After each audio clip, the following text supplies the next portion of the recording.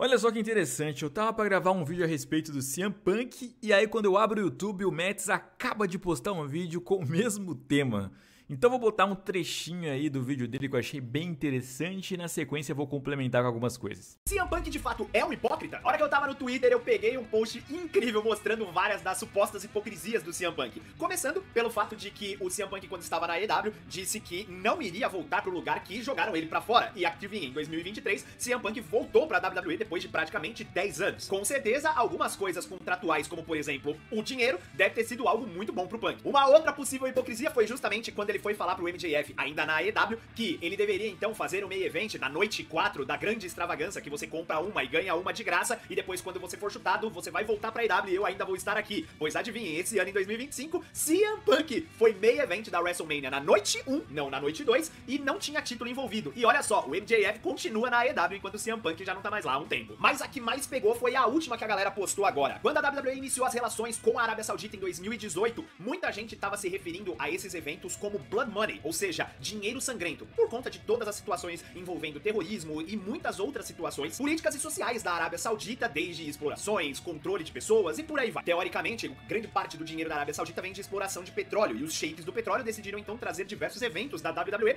para o país. Em um desses momentos, o CM Punk acabou respondendo o The Miz no Twitter, falando que o The Miz iria fazer algumas coisas erradas ali com o dinheiro sangrento da Arábia Saudita. Porém, agora o CM Punk vai lutar no Night of Champions de 2025 na Arábia Saudita, o que escancarou ainda mais essa situação toda. Diversos fãs começaram a criticar o CM Punk nas redes sociais por conta dessa decisão. Alguns, inclusive, falaram que não era muito uma opção do Punk, enquanto outros falam que sim. O CM Punk, assim como o Sami Zayn e o Kevin Owens no início dessa relação com a Arábia Saudita, não precisaria ir para a Arábia Saudita lutar. Pra quem não sabe, no início dessa relação toda, a Arábia Saudita e a Síria não estavam numa conversa muito boa quando a gente fala de situações políticas. O Sami Zayn, por ter descendência síria, acabou por não ir em nenhum dos eventos da Arábia Saudita. E o Kevin Owens, por ser o melhor amigo do Sami Zayn, acabou também tomando parte disso e por conta disso ele não ia pros eventos. Porém, pois é, falar de hipocrisias sobre o CM Punk pessoa, né, o Phil Brooks, isso aí é chovendo molhado, né? A gente tem inúmeras coisas na lista, né? O Matt citou algumas, mas por exemplo, eu lembro muito bem quando ele dizia que ele não se importava com o Pro Wrestling, que ele odiava a WWE, que ele jamais voltaria. Porém, depois de ele ser demitido do UFC, depois de fracassar no MMA, tendo duas derrotas terríveis e sendo considerado por a maioria dos especialistas como o pior lutador que já lutou já em um card principal de UFC, ele aceitou trabalhar no WWE Backstage, que era um programa que consistia em comentar sobre os shows da WWE. Então, tipo assim, ele odeia wrestling, não quer saber de wrestling, não quer saber de WWE, odeia ela. Não assiste nada, não acompanha nada e ela que se dane. Porém, eu vou aceitar um emprego pra comentar a respeito dela. Gente, o que é isso? E aí, todo mundo sabe como foi o desempenho dele nesse programa, né? Basicamente, ele só ficava lacrando ali, criticava tudo e só pagava pedágio ali pra divisão feminina, falando que era tudo uma maravilha ali, um arco-íris total, né? Outras citações que ele teve ao longo aí da carreira, depois que ele saiu da WWE, ele fala que ele nunca sonhou com nada de WWE, que o sonho dele sempre foi lutar lá no Japão, de preferência no Japão Pro Wrestling.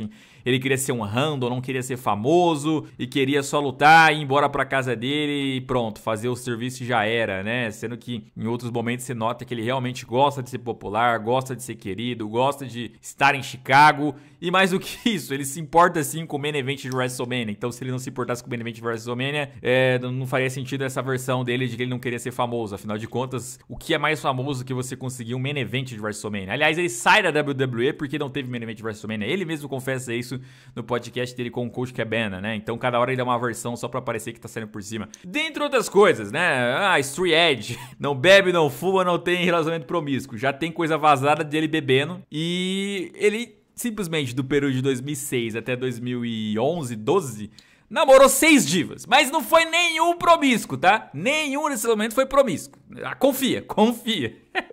Mas o que eu queria falar aqui é que, tirando o CM Punk pessoa de lado, o Phil Brooks, que assim, as pessoas falam, tem que saber separar. Ele traz o Phil Brooks pro CM Punk. Ele não separa. Ele muitas vezes traz ele pessoal pro personagem dele. Então, não culpe as pessoas de não conseguirem separar, porque nem ele separa. Mas tentando fazer isso, o CM Punk personagem hoje, ele não é mais o CM Punk anarquista, o CM Punk que é a voz do sem voz, que era o slogan dele. Cara, o CM Punk hoje, ele fala o que o povo quer ouvir. Você pega aí, vou pegar 2 casos recentes. Will Want Code. Onde estava o CM Punk no Will Want Code? Tava lá, do lado do Cody Rhodes, falando ali o que o povo tava querendo. O que a crowd estava pedindo, os cartazes.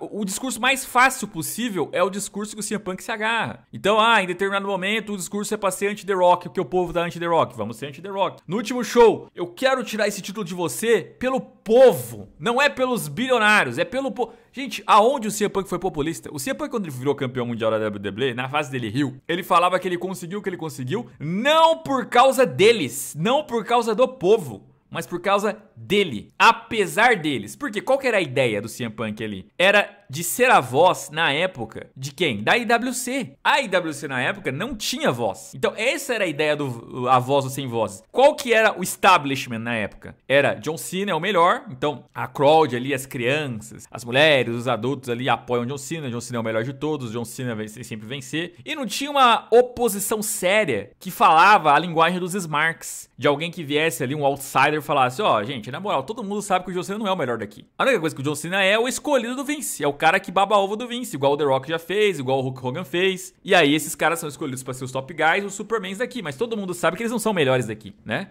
Eu sou melhor que eles. Só que eu não sou o escolhido, eu não fui escolhido a dedo. Então, era isso que tinha de legal. Hoje, o discurso do CM Punk, que seria coerente, seria o qual? O discurso não convencional. Por exemplo, tá lá o Jey Uso, no topo, main event, a crowd toda apoiando o Jey Uso. Quem que é o sem voz aqui? É os apoiadores do Jey Uso? Não, é quem não gosta do Jey Uso. Ele teria que representar nós.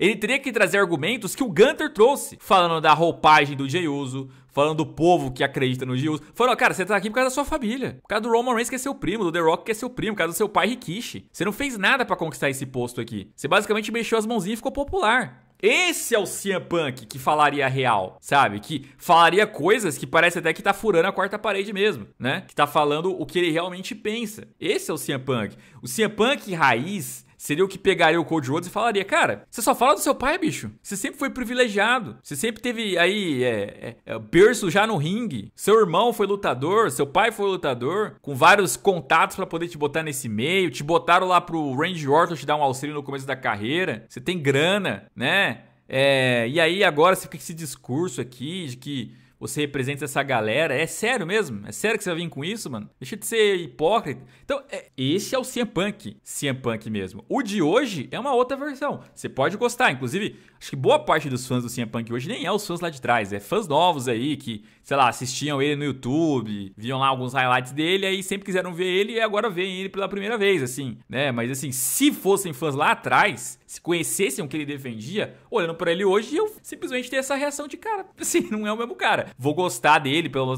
nostalgia, torcer por ele, mas não faz o menor sentido ele ir por esse discurso populista, com discurso fácil, né? Assim, é mais um ponto pra hipocrisia. Isso dele lutar na Arábia Saudita, aí é uma hipocrisia não do personagem, porque o personagem dele argumentou que ele não tava lá pelos bilionários, que ele ia lutar pelo povo, porque o povo merecia ficar com o título, então ele tem que tirar do John Cena. E o John Cena é quem escolhe a Arábia Saudita. Então, no personagem não é hipócrita, mas na pessoa ele é. Na pessoa ele é, porque ele era um dos que ficava militando contra a WWE para a Arábia Saudita. Não tem problema nenhum você mudar de opinião. O problema é quando você muda de opinião só quando se torna conveniente pra você. A Lita é um caso que eu vivia bater. Aliás, eu não vi mais ninguém bater na Lita. Só eu tenho coragem de fazer isso, né? A Lita, ela militava, mas militava contra. Caiu o Pix pra Lita lutar na Arábia Saudita, ela mudou de opinião. Tipo, de novo, não tem problema mudar de opinião, mas você só mudou de opinião quando foi conveniente, quando você foi ganhar financeiramente. Poxa, você não podia ter mudado antes, não? Foi só nesse momento? Pô, mas que coincidência, né? Então, assim, esse é o ponto. Esse é o ponto.